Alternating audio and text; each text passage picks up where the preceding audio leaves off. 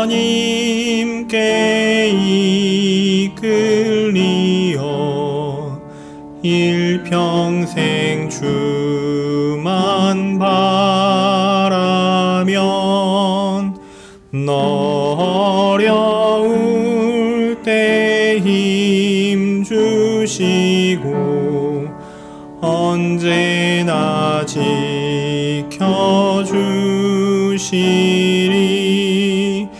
주 크신 사랑 믿는 자 그 반석 위에 서리라. 너 설레는 맘 가다듬고 희망 중 기다리면서 그대로 오신 주의 뜻과 사랑에 만족하여라. 우리를 불러주신 주 마음에 소원하신다. 주 찬양하고 기도하며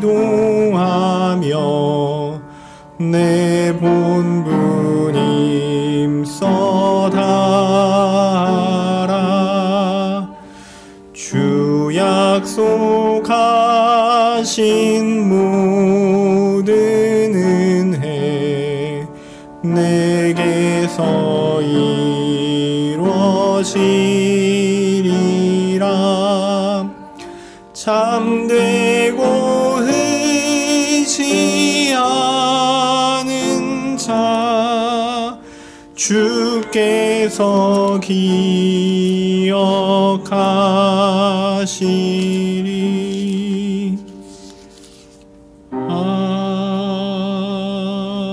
아멘. 377장 찬양하겠습니다. 377장입니다.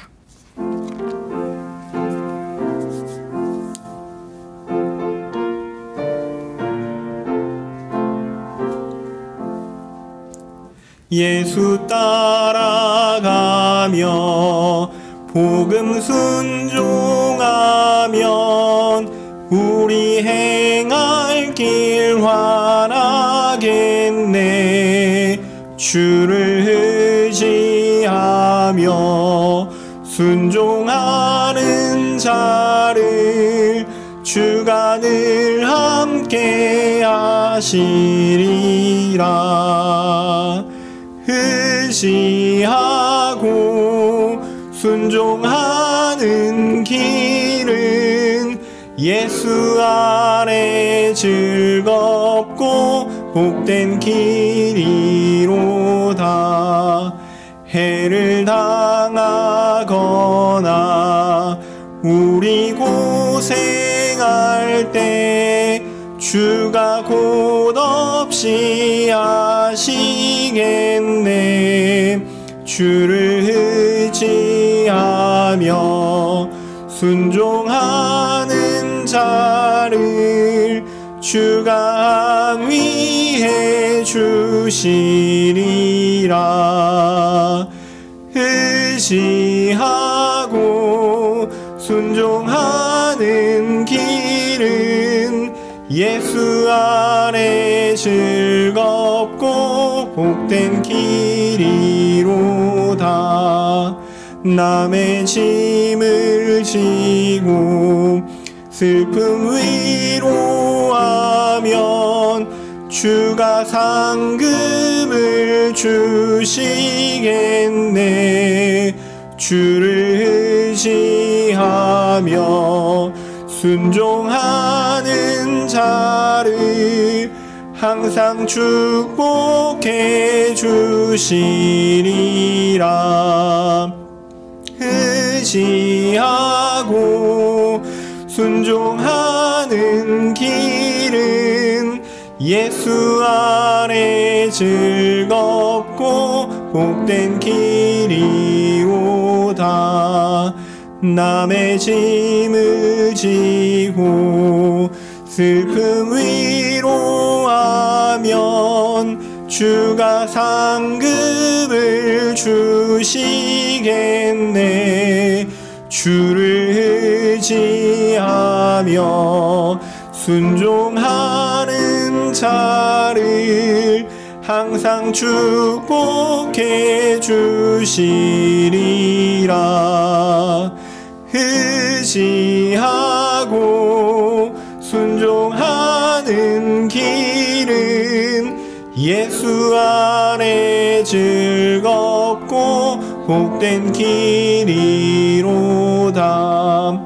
우리 받은 것을 주께 다 드리면 크신 사랑을 깨닫겠네.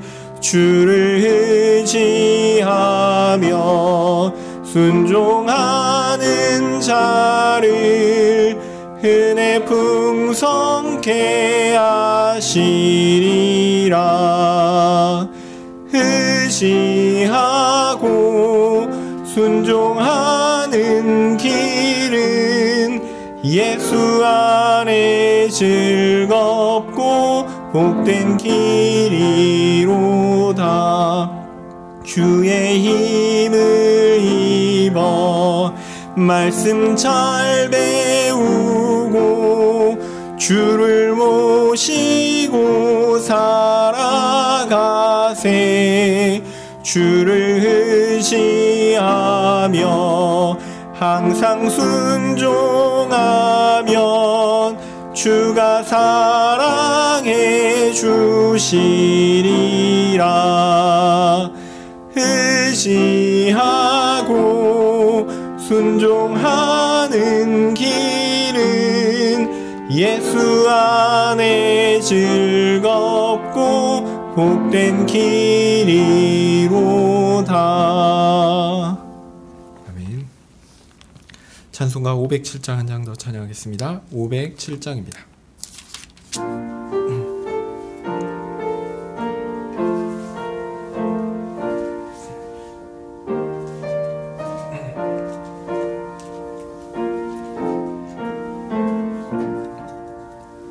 주님의 마음 본받는 자, 그 맘에 평강이 찾아오면 험악한 세상을 이길 힘이 하늘로부터 임함이로다.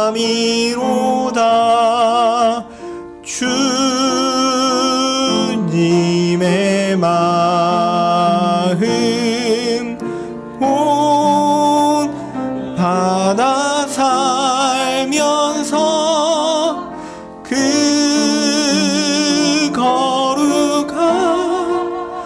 거룩하심 나도 이루리.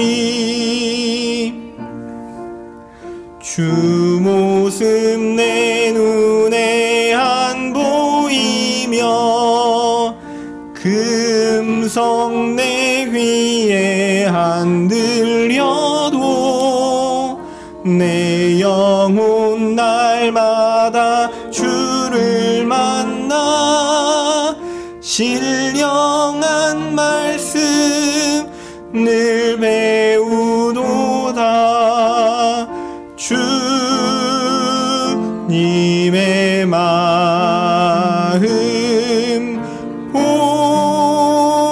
본받아 살면서 그 거룩하심 나도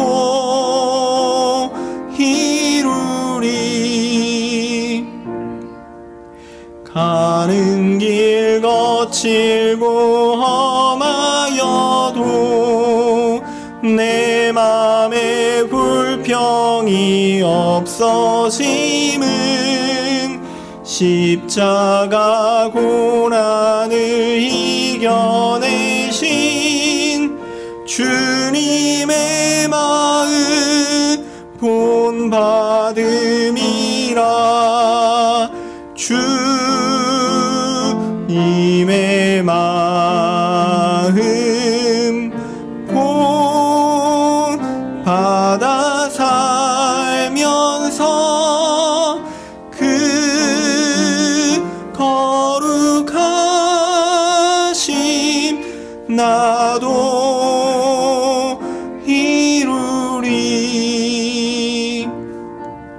주 예수 세상에 다시 오실 그날엔 무성도 변화하여 주님의 빛나는 그 형상을 다 함께 보며 주 찬양하리. 주님의 마음 본받아 살면서 그 거룩하심 나도 이루리. 아멘. 사도신경으로 우리의 신앙을 고백하겠습니다.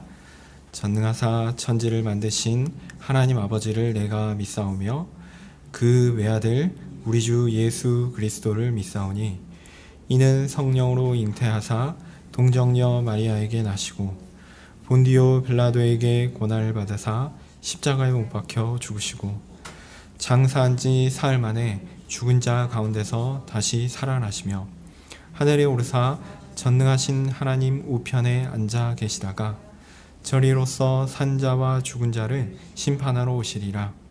성령을 믿사오며 거룩한 공회와 성도가 서로 교통하는 것과 죄를 사하여 주시는 것과 몸이 다시 사는 것과 영원히 사는 것을 믿사옵나이다. 아멘.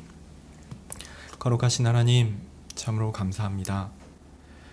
하나님께서 참 가치 없고 또 하나님 앞에 설 수 있는 자격이 없는 자임에도 불구하고 거룩하신 하나님을 예배하라, 거룩하신 하나님의 교훈을 듣고 그대로 살라, 우리를 이렇게 불러주시니 감사합니다.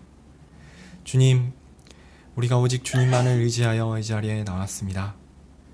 주님만을 의지하여 또한 주님께 나아갑니다.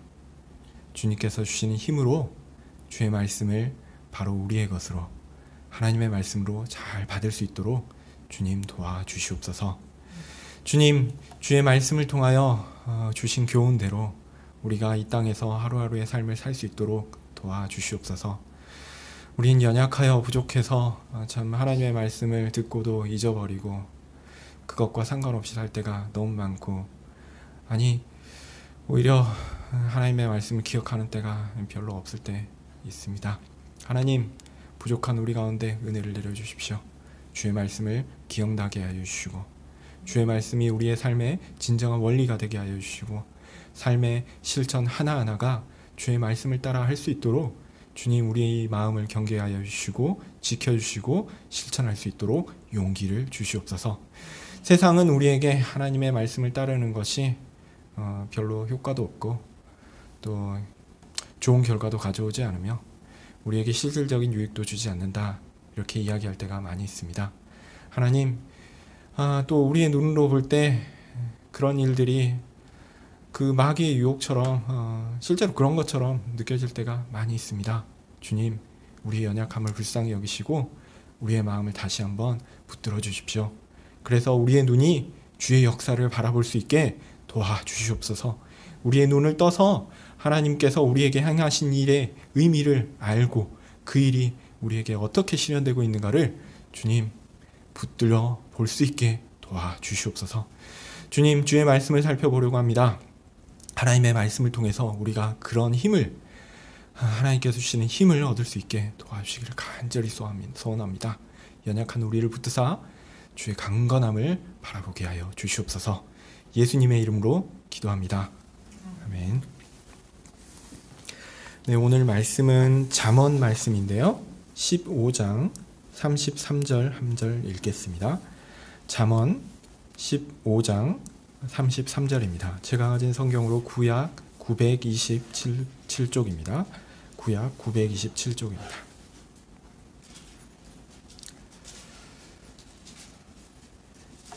네, 찾으신 줄 알고 제가 읽겠습니다. 여호와를 경외하는 것은 지혜의 훈계라. 겸손은 존귀의 앞잡이니라. 아멘. 지난번까지 2024년부터 지난번 제가 설교할 때까지 기독론의 주제를 성경의 교훈과 또 역사적 이해를 소개하는 것으로 말씀드렸습니다. 예수님께서 하나님이시고 사람이시라는 것에 대해서, 즉 예수님의 존재에 대해서 말씀드렸고요. 그리고 그렇게 하나님이시고 사람이신 분이 하신 일, 즉 사역에 대해서 말씀드렸습니다. 예수님의 존재와 사역 모두 하나님을 위한 일이 아니라 사람의 구원을 위한 일이라는 것을 강조했습니다. 모두 다 하나님의 은혜이고 모두 하나님께서 사람을 향한 선하신 뜻의 실현이었습니다. 이제 그것에 이어서 살펴보려고 하는 주제는 사실 좀 거꾸로 올라가는 것이긴 한데요. 사람은 어떠한 존재이고 어떤 일을 하는가의 주제, 곧 인간론을 살펴보려고 합니다. 예수님에 대한 내용을 살펴보면서 자주 말씀드렸던 내용이 있는데, 그것은 우리가 예수님에 대해 사실은 잘 알 수가 없다는 것이었습니다. 하나님이시면서 사람이신 존재는 우리 주 예수님밖에 없습니다. 다만 성경을 통해서 우리는 그분이 참 하나님이시면서 동시에 참 사람이다라는 사실을 알고 보고 배울 뿐입니다. 그렇지 않고 우리가 흔히 우리의 경험에 기초해서 사람의 망상에 따라서 예수님을 규정하는 일들이 혹자 가운데 있는데요. 그것은 매우 어리석은 짓입니다.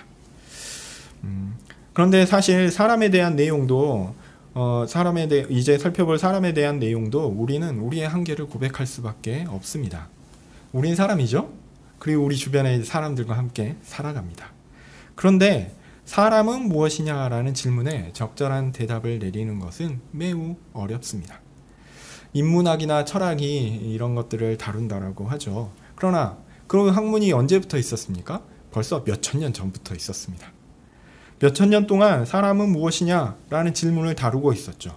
그렇게 시간이 오래 걸린다는 얘기는 사실 답을 찾지 못하고 있다라는 얘기입니다. 근대 과학이 발전하면서 사람의 생물학적 특징에 대해서 많은 탐구가 이루어졌고요. 이를 통해서 우리는 실제적인 유익을 경험하고 있습니다. 수많은 질병들이 원인이 밝혀지고 그것들을 치료하고, 또 예전에는 죽을 수밖에 없었는데 이제는 살아나는 그런 일들도 있죠. 그래서 이런 어떤 생물학적 구조 때문에 극단적인 주장을 하는 사람들은 사람은 그냥 단백질 덩어리들의 조합 정도이다, 이렇게 이해하는 사람들도 있습니다. 정신현상도 뇌라는 조직의 전기적 기작의 결과물일 뿐이다, 이렇게 이야기하는 사람들도 있습니다. 물론 대다수의 사람들이 이런 생각에 동의하지는 않죠. 또 그리고 이걸 또 노골적으로 그렇게 생각한다고 해서 사회적 분위기 때문에 노골적으로 그렇게 주장하는 사람도 많지는 않습니다. 하지만 학문이라는 틀에서는 되도록이면 사람이 파악할 수 있는 인과관계에서만 설명하고 그 외의 요소는 배제하는 방식으로 이루어지는 것이 사실입니다. 이것은 인문학에서도 마찬가지입니다. 어떤 사람이 설명할 수 있는 선후관계를 알 수 있는 인과관계를 가지고 설명하는 것이 이게 과학적인 방법이다라고 보통 이야기하죠. 그래서 하나님이 일하신다라는 것은 좀 우리가 통제할 수 없고, 사실 우리가 발견하거나 반복적으로 우리가 재현할 수 없기 때문에 그러한 설명은 배제하는 것이 일반적입니다. 과학을 한다는 사람들의 고백이 그렇죠. 그런데 과학을 한다고 하더라도요, 사실은 사람이 무엇이냐라는 질문에 대해서는 사실 명확하게 대답을 못하고, 근래 들어서는 사람은 너무 복잡하고 또 알지 못하는 것이 너무 많다라는 것들을 오히려 발견하기도 합니다. 예전에는 과학이 사람의 모든 것을 다 밝히 설명해 줄 것이라는 낙관적 견해도 있었지만 최근에는 좀 그렇지 않아요. 이게 사람이 모르는 게 정말 많구나. 그런 이야기를 하게 되죠. 하여튼 우리가 사람이고 사람을 경험하고 있지만 또 사람에 대한 연구가 많이 있지만 결코 쉽지 않은 것이 사람을 아는 것이다 라는 거죠. 우리는 사람을 잘 알지 못합니다. 그러나 우리가 아는 한 가지가 있습니다. 바로 하나님께서 사람을 창조하셨다는 것입니다. 그렇게 하나님께서 사람을 창조하셨다면 하나님께서 사람들에게 주신 지식을 통해서 우리는 우리에게 분명한 내용들, 확실한 내용들을 확인할 수 있습니다. 즉 성경을 통해서 우리에게 가르쳐 주신 바를 우리는 보고 알 수 있다는 거죠. 사실은 그것이 사람이 누구인가라는 것을 아는 중요한 방법이요. 또 그것이 꼭 있어야 합니다. 제가 하려는 시도는 바로 이것입니다. 성경을 기초로 사람은 누구인가, 사람은 무엇을 행하는가 라는 내용들을 살펴보려는 것입니다. 그렇게 인간론의 주제는 기독론에서 예수님의 존재와 사역에 대해서 살펴봤던 것과 같은 똑같은 프레임으로 이루어지는데요. 뭐냐면 사람은 어떤 존재인가, 그리고 사람은 무슨 일을 하는가, 이렇게 해서 어떤 존재인가라는 것에서 사람의 존재, 어떤 일을 하는가에서 사람의 사역, 이렇게 살펴보려고 합니다. 오늘은 첫 시간이기도 하고 이 모든 것들의 전제가 될 수 있는 내용들을 좀 다루어 보려고 합니다. 뭐냐면 사람은 존귀하다라는 사실입니다.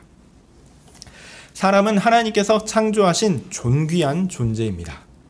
무슨 일을 했느냐, 안 했느냐, 그가 어리냐, 아니면 무슨 일을 성취했느냐, 이런 것이 그의 가치를 정하지 않습니다.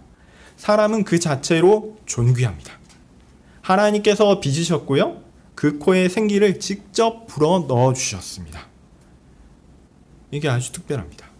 하나님께서 만물을 창조하셨습니다. 그런데 사람을 제외한 다른 만물들은요, 그냥 말씀으로 지으셨어요. 있으라 하면 있는 겁니다. 빛과 공간을 만드시고 우주 생물 모두 위대하신 하나님의 말씀을 통해서 생겨났습니다.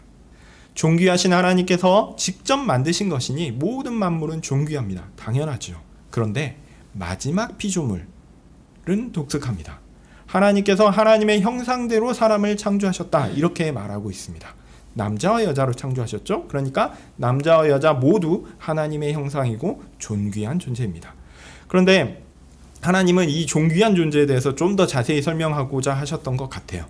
그래서 하나님은 남자와 여자의 창조에 대한 이야기를 좀 더 상세하게 기록하도록 하셨습니다. 그래서 창세기 2장이 있습니다.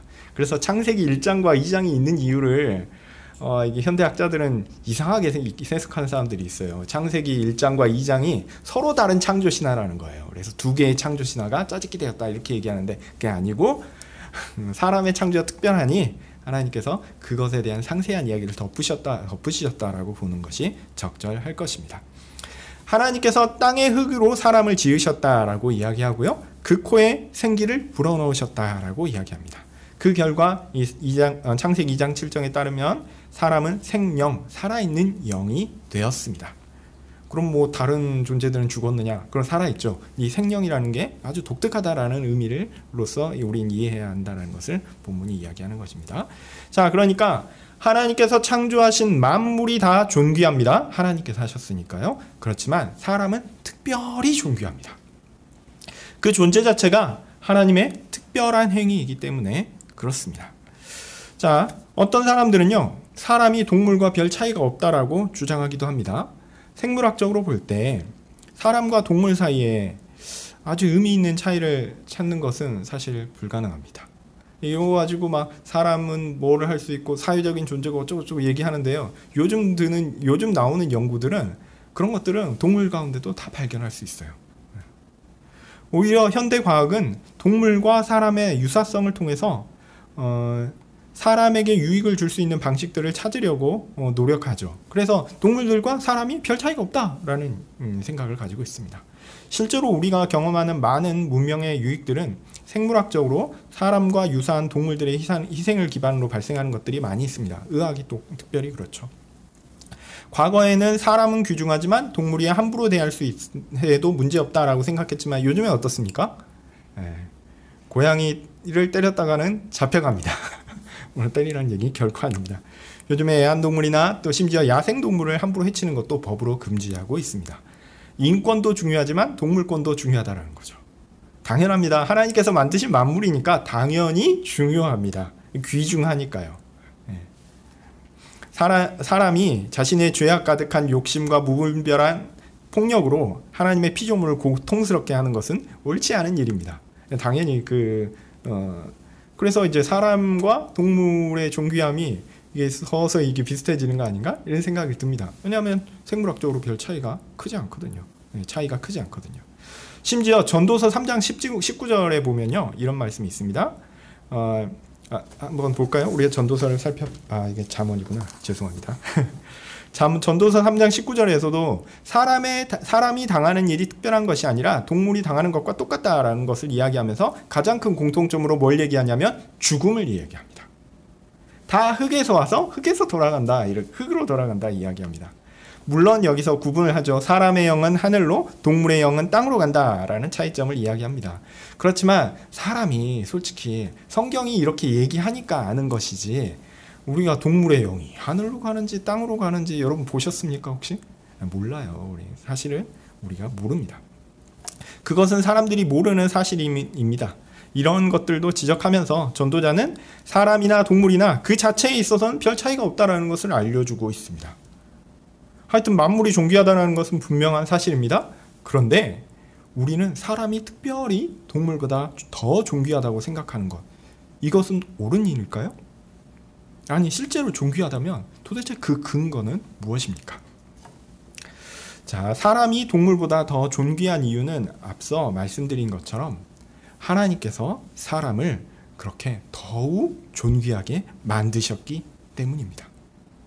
여기에 대한 속성을 좀 살펴보면 우리는 하나님과 영적인 교제를 하는 인격적 존재입니다. 제가 영적 교제를 하는 인격적 존재라고 말씀드렸습니다. 이게요, 또 그냥 감정적인 교류 이런 거하고는 차이가 납니다. 애완동물을 키우시는 분들은 그 동물들이 주인들과 애착관계를 맺는 것들을 잘 알고 경험하셨으리라고 생각합니다.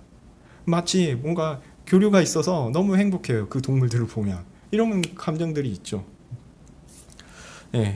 그게 잘못입니까? 그런 교류는 동물들 사이에서 가능하고 또 사람과의 사이에서도 가능합니다. 그래서 그런 의미에서 이런 어떤 교류하는 것은 어떤 감정적 동질감은 좀 심했다. 하여튼 서로 이제 감정적인 교류를 하는 것은 사람의 특별함이라고 보기 어렵습니다. 동물들도 있거든요. 그러나 하나님께서 사람을 특별하게 하신 것은 하나님과 영적 교제를 하는 인격적 존재라는 의미에서 특별합니다.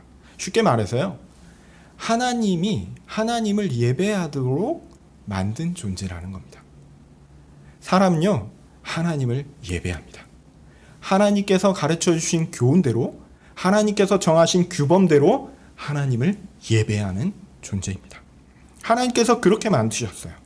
하나님을 예배하고 하나님을 섬기고 하나님의 말씀대로 살고 하나님의 법대로 살도록 지어졌습니다. 그런 점에서 가장 특별합니다. 그렇기 때문에 사람은 존귀합니다. 사람의 존귀는 여기에서 나옵니다. 신학자들은 사람의 독특성을 하나님과의 관계에서, 어떤 신학자들은 사람의 독특성을 하나님과 관계에서 설명한다고 이런 내용들을 이야기하기도 합니다. 사람과 하나님과의 관계요. 맞는 말인 것 같아요. 그런데 보통 관계라는 이야기를 하게 되면 우리는 어떤 생각을 하냐면 상호 간의 교통을 의식합니다. 서로 왔다 갔다 하는 부분이 있는 거죠. 그래서 그런 점에서 보면 사람의 의도와 역할이 하나님과 관계를 맺는 부분에서 어느 정도 좀 강조되고 있다는 느낌이 있어요. 이것은 조심할 필요가 있습니다. 물론 하나님과 우리가 인격적 교제를 한다, 또 하나님을 우리가 섬긴다고 할 때에 사람의 의도, 또 사람의 역할과 가치, 이것이 없어지는 것은 결코 아닙니다. 그렇지만 우리의 의도와 역할이 하나님과 사람 사이의 관계를 마치 동등한 것처럼 여기거나 상호 의존적, 하나님도 우리가 필요하고 우리도 하나님이 필요한 것처럼 이해하는 것은 옳지 않습니다. 자, 하나님은 원래 어떤 분이시냐면요, 완전하신 분이시고 자존하신 분이십니다. 그분은 피조물의 어떠한 것도 필요가 없으신 분이에요.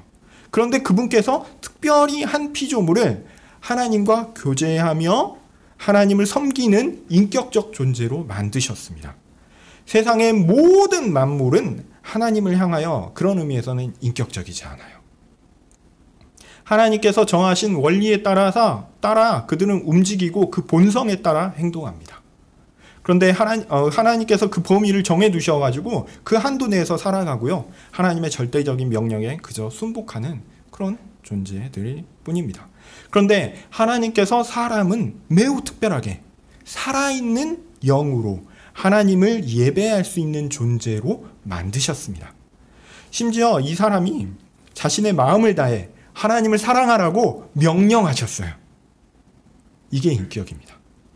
우리의 지성과 우리의 감성과 우리의 의지를 다하여 하나님을 섬기라고 하나님은 명령하셨습니다. 하나님께서 사람에게 주신 인격적 특성을 가지고 하나님을 알고 따르며 하나님을 섬기며 하나님을 예배하도록 만드셨다라는 것이죠. 물론 우리는 놀랍게도 그렇게 인격적으로 만들어졌는데 이 인격을 제대로 사용하지 못해서 결국 넘어져 타락하고 말았습니다. 그런 의미에서 우리 하나님께서 처음 만드셨던 인격은 연약하다라고 할 수 있죠. 이 내용은 나중에 제가 살펴볼 것입니다. 이제 타락한 이후에 하나님께서 어떻게 회복하실 것인가에 대한 내용은 차차 살펴볼 것입니다. 자, 그러나 분명한 것은요, 타락 이후 하나님께서 우리에게 주신 귀한 지식들이 많이 손실되어서 우리는 잊고 있지만 우리는 원래 우리의 지성과 감성과 의지를 사용하여 전적으로 하나님을 섬기는 존재로 지어졌다라는 사실입니다. 이것은 변함이 없습니다. 하나님께서 우리를 그런 존재로 만드셨다는 사실은 변함이 없습니다. 하나님은 바로 우리를 그런 존재로 만드셨어요. 우리의 인격을 다해 지성으로 하나님에 대한 지식을 가지고 감성으로는 하나님을 사랑하며 그를 진심으로 섬기고자 하는 즐거운 마음으로 또 의지로는 우리의 모든 것을 다해 하나님을 붙들고 섬기며 예배하려는 적극적인 행위로 나아가게 하는 것. 그것을 하나님께서 정말 기뻐하시고 좋아하시며 우리에게 원하시는 것입니다. 어떤 의미에서 이것이 우리를 만드신 목적이기도 합니다. 사람의 존귀함은 이런 존재적 특성에서 나옵니다. 사람은 그래서 그 존재 자체로 존귀합니다. 하나님을 섬기는 존재로 있거든요. 다른 모든 피조물과 비교할 수 없을 만큼 존귀합니다. 한 사람의 영혼이 만물보다 더 귀하다는 것이 바로 이런 이유입니다. 우리 중 누구도 존귀하지 않은 사람이 없습니다. 하나님께서 특별한 목적을 가지고 직접 창조하신 존재이기 때문에 그렇습니다. 우리는 사람의 존귀함을 그의 외적 조건이나 행함에서 찾아서는 안 됩니다. 저 사람은 삶을 보니 저렇게 존중받을 가치가 없어, 이렇게 얘기해서는 안 됩니다. 비록 그가 왜곡되고 아까운 데 있고 온갖 나쁜 짓을 했을지라도 그 존재 자체가 존귀하다라는 것, 그것은 변함없는 사실입니다. 사람 안에서 발견되는 어떤 요소가 우리의 존귀함을 결정하는 것이 아닙니다. 가장 본질적인 존귀함은 하나님께서 사람에게 부여하신 원리 때문에 발생하기 때문입니다. 내가 존귀한 것은요, 내가 어떤 것이 있거나 내가 있거나 그게 아니에요. 내가 아니라 하나님에게 존귀함의 근거가 있습니다. 하나님께서 사람을 아주 존귀하게 지으셨습니다. 그래서 우리는 존귀합니다. 우리의 존귀함은 그래서 항상 하나님과 붙어 있어야 나오는 것입니다. 하나님과 떨어져 독자적인 무엇을 추구하려고 하는 사람들이 많이 있죠. 그러나 그것은 옳지 않습니다. 현대성이라고 하는 사조는 그 특징이 하나님의 존재와 일하심을 배제합니다. 이게 과학에도 들어왔고 역사성이라는 것에도 들어와 있는데요. 그러나 하나님을 배제하게 되면 어떻게 됩니까? 실제로는요, 하나님을 섬기는 것으로 하나님이 우리를 그렇게 만드신 것으로 그것 때문에 우리가 존귀하거든요. 이것을 배제하면 어떻게 될까요? 우리나 동물이나 차이가 없어요.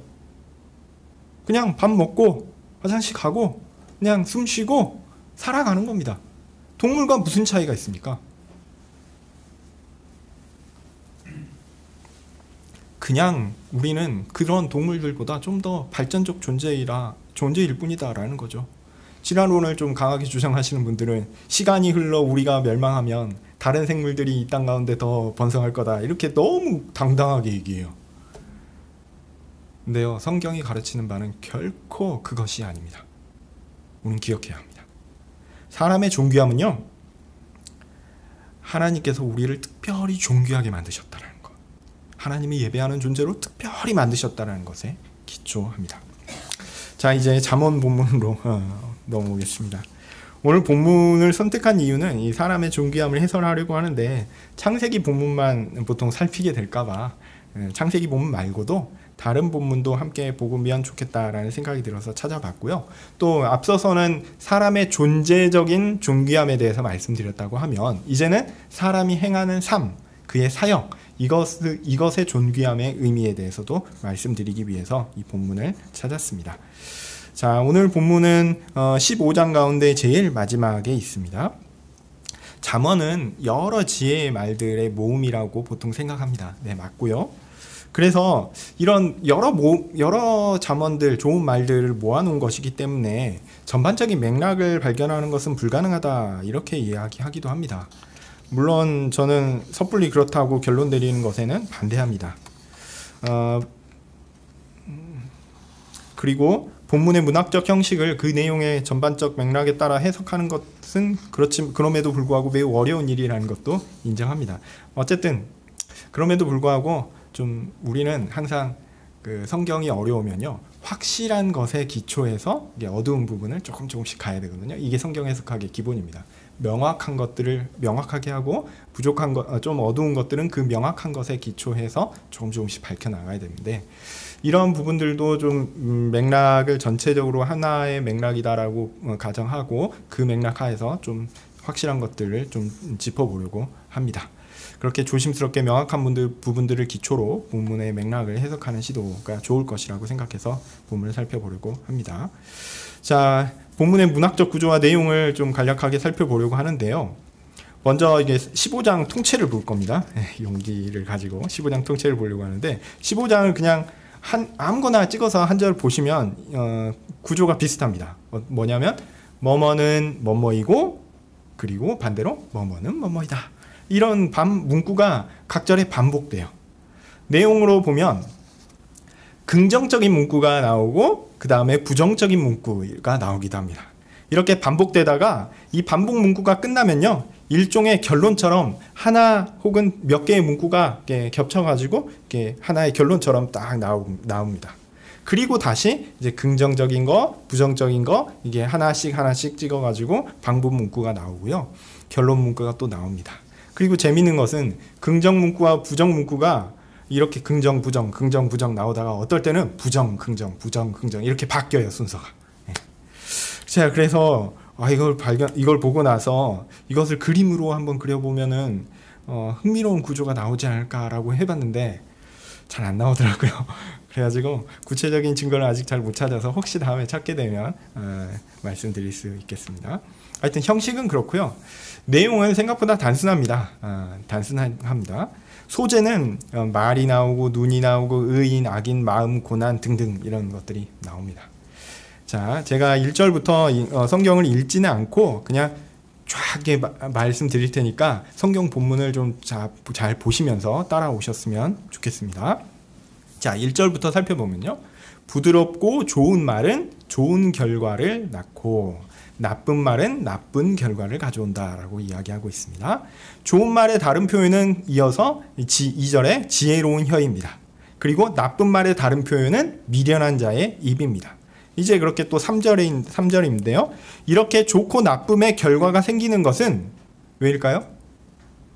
그냥 좋고 나쁨의 결과가 왜 있지? 여호와 하나님이 보고 계시기 때문에 생기는 겁니다. 하나님이 판단하셔서 좋고 나쁨의 결과를 주시고 있는 거예요. 그래서 사람이 자신의 행동에 책임을 지는 것이 하나님께서 하시는 일인 거죠. 사람이 자신의 행동에 맞게끔 책임을 지게 하는 것이 하나님의 하시는 일입니다. 자, 4절에서 다시 혀가 등장합니다. 동일하게 부드러운 혀는 생명을 주고 패역한 혀는 상처를 주죠. 이것은 말하는 사람들에게 하는 것이라면요. 5절은 듣는 자에게 말하고 있습니다.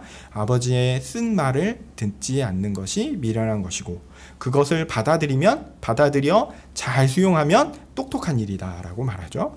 말하고 듣는 일에 우리는 하나의 원리를 발견합니다. 자, 6절입니다. 6절에는 발전이 있어요. 말의 원리를 아는 사람은 의인으로, 또 그렇지 않은 사람들은 악인으로 이렇게 귀결되고 있습니다. 그래서 말의 원리대로 말하고 듣는 사람은 하나님께서 주시는 큰 상을 받겠지만 그렇지 않은 사람은 하나님의 징벌로 고통을 당하게 될 것이다 라고 이야기합니다. 자, 7절에선 다른 표현을 사용합니다. 말의 원리를 아는 사람은 지혜로운 사람으로 그가 행하는 것은 바른 지식의 전파이지만 말의 원리를 따르지 않는 사람은 미련한 사람으로 바른 지식을 갖지 못합니다. 8절에서는 하나님께서 그들을 어떻게 대하시는가가 나옵니다. 그래서 여호와는 악인의 제사는 미워하지만 정직한 자의 기도는 기뻐하신다라고 얘기하죠. 즉 말의 원리를 말의 원리를 따르지 않으면 악인이고 그 말의 원리를 따르면 정직한 자이고 공의를 따르는 자라는 거죠. 심지어 하나님은 그를 사랑하신다라고 이야기합니다. 9절에서 12절은요. 악인에게 있을 하나님의 판단과 그들의 반응을 이야기하고 있어요. 하나님께서 다 아시는데도 불구하고 거만한 사람은 하나님의 경고를 받지 않습니다. 아주 거만하죠. 그리고 다시 긍정, 부정의 문구가 13절부터 시작됩니다. 말의 원리를 따르는 것은 마음에 즐거움을 주고 반대는 근심을 줍니다. 그래서 당연하게도 전자, 말의 원리를 따르는 자는 명철한 자이고 하나님의 바른 지식을 추구하는 자입니다. 그런데 반대인 자는 어떻습니까? 어리석은 자로 어리석인 것에 취해 있는 자입니다. 그 끝은 15절 말씀처럼 분명합니다. 어리석은 자는 고난으로 험악한 일을 당할 것입니다. 그러나 말의 원리를 따라 즐거운 자는 잔치를 누리게 될 것입니다. 하나님의 축복을 받게 될 것이다 이 얘기죠.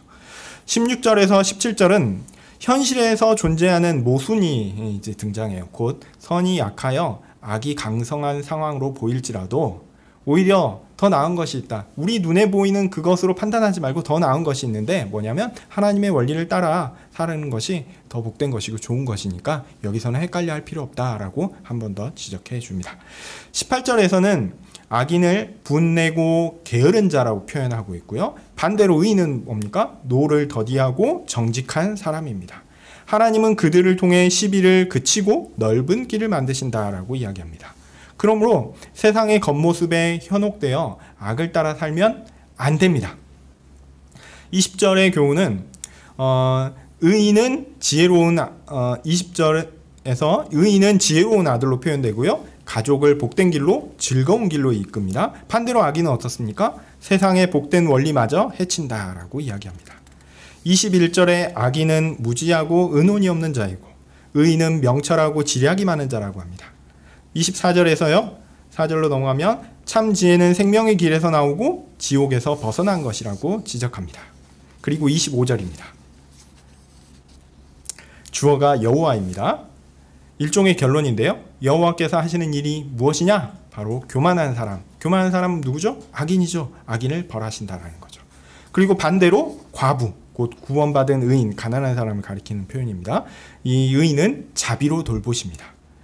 하나님은 악인의 생각을 싫어하시고 의인의 말을 깨끗하게 하십니다. 27절에 불의로 자신의 이익을 추구하는 사람은 오히려 해를 당할 것이지만 의롭게 그것을 거절하는 사람에게는 생명을 주신다라고 말씀하고 있습니다. 28절에는 의인의 마음은 하나님께서 행하는 일을 깊이 생각하고 묵상하고 그것을 지혜롭게 전하기를 노력하지만 악인은 자신의 더러운 것을 그대로 쏟아낸다고 대조하고 있습니다. 29절은 그러므로 여호와께서 악인은 멀리하시고 의인의 기도는 들으신다라고 선언하죠. 이제 29절에서 우리는 어떤 것이 좋은 것인지를 분명하게 보게 된다라고 말합니다.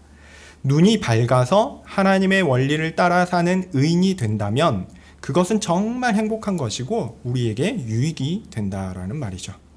30절에서 이런 아름다운 이야기를 들을 수 있는 것은 지혜로운 사람에게만 가능한 것이다 라고 말합니다. 그러니까 앞서서 말의 원리를 쭉 이야기하면서 좋은 거 얘기하지만 그 모든 것들은 사실은 하나님께서 귀를 열어주신 사람에게만 가능한 것이다 라는 얘기죠. 32절에 살다 보면 우리가 연약해서 이런 아름다운 이야기를 벗어날 수 있다라는 것도 언급합니다. 그때 우리를 향한 훈계는 정말 우리 영혼에 귀한 것입니다. 하나님께서 뭔가 잘못하고 있을 때 잠깐 뒤통수를 때리든지 엉덩이를 때리든지 해가지고 우리로 돌아오게 하면요, 그게 너무 귀한 일이다라는 얘기입니다. 우리의 영혼을 위하여 정말 좋은 일입니다. 그래서 하나님께서 어떤 사람을 통하여든 우리의 죄악을 지적하실 때 잘 들어야 합니다. 그래서 잘못을 지적받았을 때 감사함으로 그것을 잘 수용하고 회개하고 돌아오면 됩니다. 그것이 정말 하나님을 아는 사람들의 진실한 태도입니다. 내가 깨달아서 혹은 나를 신뢰할 만한 사람들이 나를 회개로 이끄는 게 아니라요, 진짜 내가 싫어하는 사람이 나를 회개하게 만들 때 그때 받을 수 있어야 돼요. 저는 자신 좀 없지만 하여튼 여러분들은 저보다 좀 나으시니까 잘하시리라 믿습니다. 그렇게 하시기를 기대하고요. 어쨌든 잘못함을 지적받았을 때 회개하고 돌아오는 것, 이것이 참 하나님을 아는 사람들의 진실한 태도입니다. 그리고 33절입니다. 드디어 오늘 본문이고 결론입니다. 여호와를 경외하는 것은 지혜의 훈계다.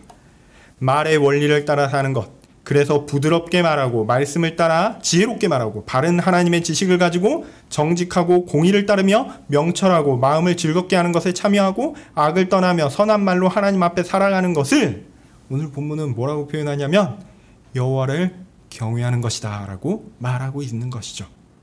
세상에서 가장 고상하고 추구해야 할 지혜가 무엇이냐? 바로 하나님의 말씀의 원리를 따라 말하고 행동하는 것입니다. 그것을 표현하기 위해 오늘 본문은 지혜, 명철, 온순한 혀, 유순한 대답, 지혜로운 아들 등 온갖 표현을 사용합니다. 그런데요, 이렇게 다양하지만 한 가지입니다. 하나님께서 우리에게 베푸시는 최고의 지혜의 교훈을 받는 것이 바로 그것입니다. 그것이 뭐죠? 바로 여호와를 경외하는 것입니다. 세상은 스스로 자신의 삶을 규정하고 그것을 추구합니다. 그런데요, 그렇게 사는 것은요, 사실 어려운 일입니다. 당연하죠. 그렇게 자신의 삶을 규정하고 그것을 추구하는 것은 어렵습니다. 길이 없기 때문에 어렵습니다. 개척해야 되죠. 사람들은 무엇이 최고인지, 어디가 정상인지 모르고 모험심을 가지고 가려고 합니다. 이런 것을 보면요, 뭔가 멋있어 보일 수는 있어요. 그러나 확실한 결론이 있습니다. 그렇게 자기만의 것을 추구하는 사람들은요, 결국 실패합니다. 그리고 그들은 종국에 자신의 삶의 허망함을 보게 될 것입니다. 그리고 결국 하나님을 경외하지 않는 자로 어리석고 미련하고 게으르고 부정직한 자요 악한 꾀를 내는 사람이 바로 자기다라는 것을 드러내게 될 것입니다. 왜냐하면 그들은 진정한 지혜의 교훈을 따르지 않기 때문에 그렇습니다. 진정한 여호와를 경외하지 않기 때문에 그렇습니다. 자, 이제 결론입니다. 앞선 부분은 사람의 존재가 존귀하다고 말씀드렸죠. 그렇다면 사람의 행함에서, 삶에서 존귀는 무엇일까요? 바로 최고의 지혜의 교훈을 따르는 것, 여호와를 경외하는 것이 바로 그것입니다.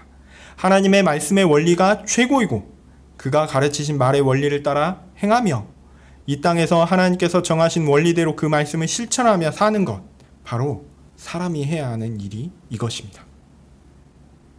반대로 내가 하고 싶은 일, 내가 정한 나의 독자적인 삶, 이런 것은 뭐냐면 악한 것입니다.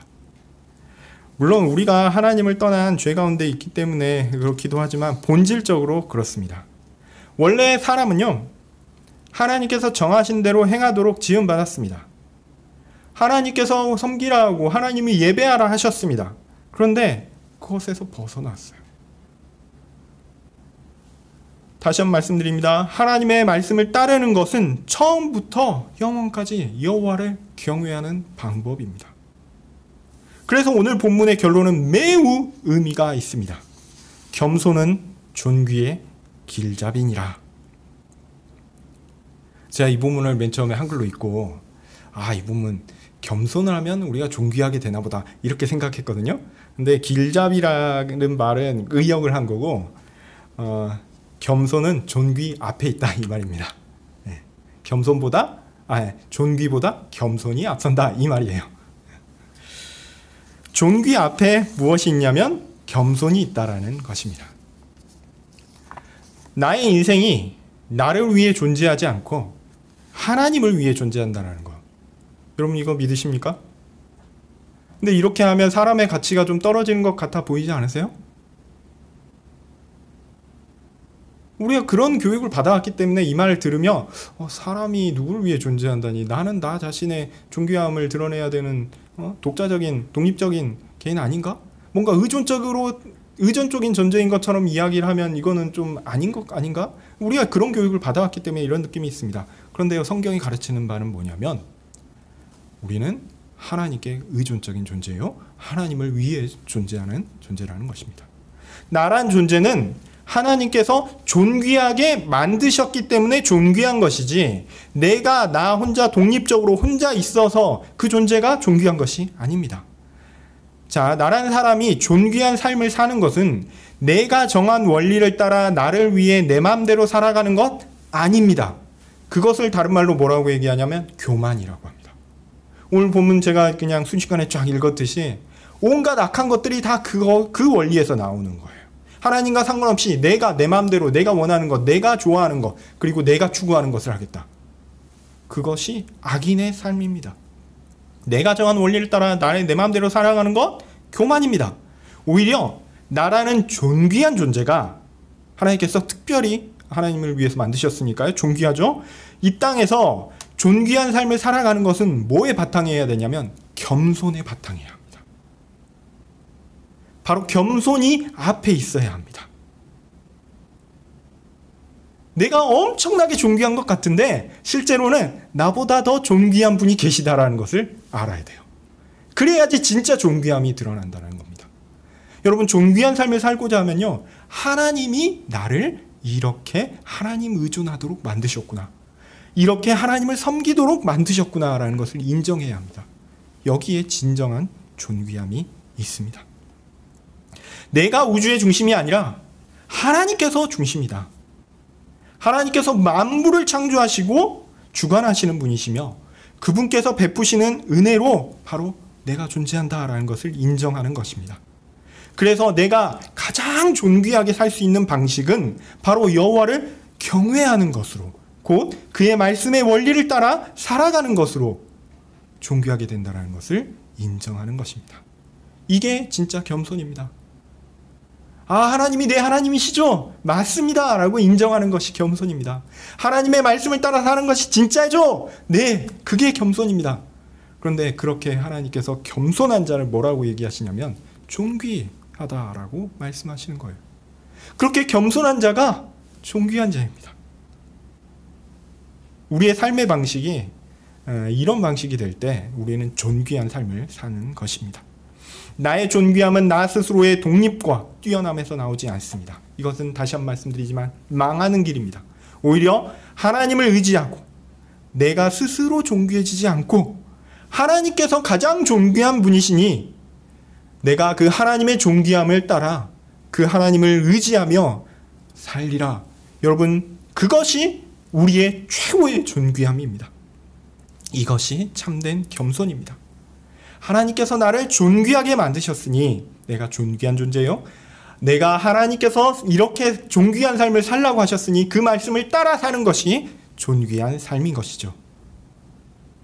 우리는 이렇게 하나님 앞에서 겸손해야 합니다. 물론 하나님께서 우리를 어떤 의미에서는 당당하게 하셨어요. 왜냐? 죄를 짓지 않고 하나님 앞에서 당당하게 하나님 말씀대로 살라고 하셨거든요. 네, 그 하나님 주신 원리를 가지고 당당하게 사십시오. 그게 존귀한 삶이죠. 그러나 항상 그 존귀함 그 밑에 그 앞에 뭐가 있어야 됩니까? 겸손이 있어야 돼요. 내가 하나님께 붙어있는 존재구나. 내가 하나님을 의지하는 존재구나. 그러한 자에게 하나님께서 잘했다 칭찬하실 것입니다. 그것을 통해서 우리는 정말 존귀한 존재로 드러나게 될 것입니다. 이것이 우리의 존귀함을 지키는 유일한 길임을 꼭 기억하셨으면 좋겠습니다. 기도하겠습니다. 하나님께서 좀 이렇게 보잘것없고 가치가 없는 자를 참 존귀하게 하셨다니 너무 감사합니다. 하나님께서 우리를 이렇게 만드셨으니 존귀하다라는 그 믿음을 가지고 우리가 이 땅의 삶을 잘 버티며 살 수 있게 도와주십시오.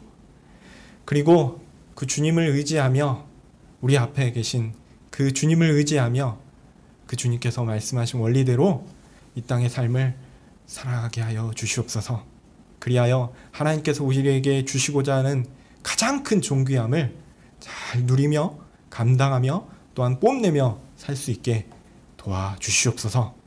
진정 겸손으로 존귀한 자가 되게 하여 주시옵소서. 예수님의 이름으로 기도합니다. 아멘.